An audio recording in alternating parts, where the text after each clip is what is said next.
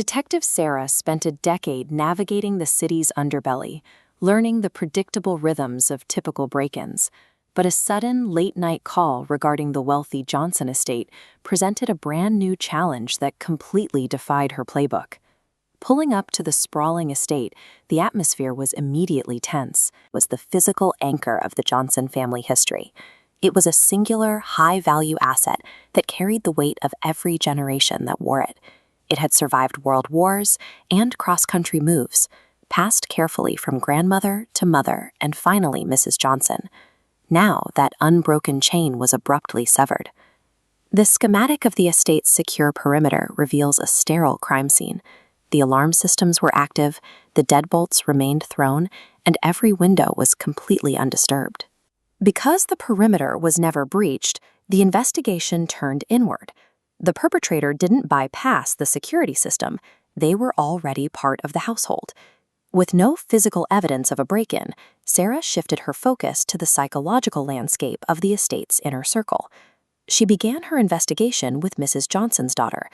While she maintained a highly polished exterior, private records revealed she was struggling under a mountain of hidden, crushing debt.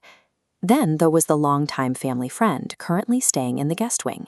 Estate staff had repeatedly caught them wandering the private corridors and snooping through rooms they had no permission to enter. Finally, Sarah looked directly at the groundskeeper.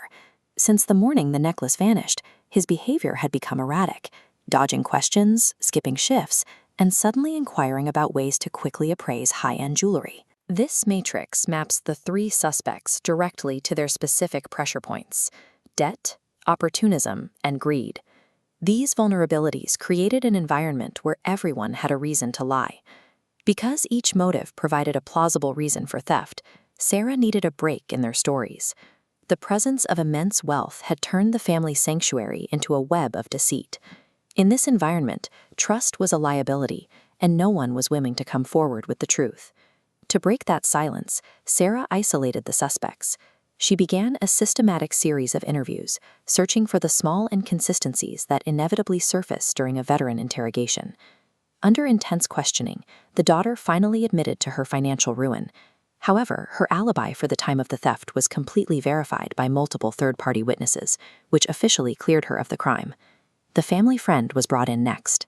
They confessed to snooping for sensitive family gossip, an unethical habit certainly, but one that didn't align with the logistics of the heist. That left the groundskeeper.